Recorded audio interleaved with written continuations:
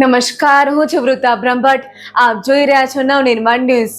26 August Patidar બલિદાન દિવસનો કાર્યક્રમ આણંદ જિલ્લાના પેટલાદ તાલુકાના ચાંગા મુકામે પ્રથમવાર પાટીદાર સમાજવાડીમાં યોજાયો. પાટીદાર સમાજ માટે જેમણે પોતાના જીવનનું બલિદાન આપ્યું તેવા પાટીદાર ભાઈઓને શ્રદ્ધાંજલિ આપવા માટે ચાંગા મુકામે એસપીજી ગ્રુપ દ્વારા પાટીદાર સમાજના અગ્રણીઓ તેમજ એસપીજી ગ્રુપના હોદ્દેદારો અને ચાંગા ગામના પાટીદાર સમાજના વડીલો, ભાઈઓ બહેનો મોટી સંખ્યામાં ઉપસ્થિત રહ્યા હતા તેમજ શ્રદ્ધાંજલિ પાઠવી હતી તેમજ સમાજને આગળ વધારવા સૌ એકજૂથ થઈ આગળ આવવા હાકલ કરી હતી. આ કાર્યક્રમમાં વિરાંગભાઈ પટેલ અધ્યક્ષ મધ્ય ગુજરાત એસપીજી ગ્રુપ, સુરેશભાઈ પટેલ 108 અધ્યક્ષ મેહુલભાઈ પટેલ સંગઠન મંત્રી આયોજક હર્ષદભાઈ પટેલ પીપળાવવાડા, અમીશભાઈ પટેલ ચાંગા તેમજ અલ્પેશભાઈ પટેલ મોગરીવાડા તરફથી કરવામાં આવ્યું હતું. હું વિરાંગ પટેલ એસપીજી મધ્ય ગુજરાતનો અધ્યક્ષ છું.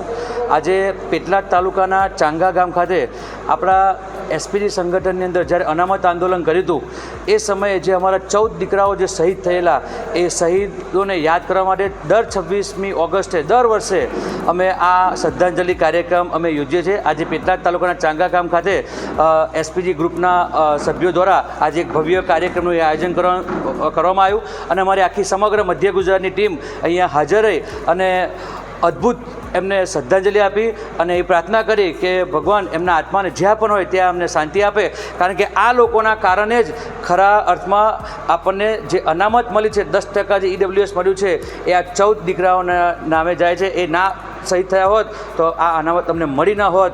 તો હું તો વિનંતી કરું છું દરેક પાટીદાર સમાજને કે દર વર્ષે આ શહીદોને યાદ કરી એમના ફેમિલીને ખબર અંતર પૂછો. અમારું એસપી સંગઠન દર વર્ષે આજે 11 વર્ષ પૂરા થયા પણ એક વર્ષ અમે ચૂક્યા નથી અને એમને આજે શ્રદ્ધાંજલિ અમે ખરા અર્થમાં આપીએ છીએ.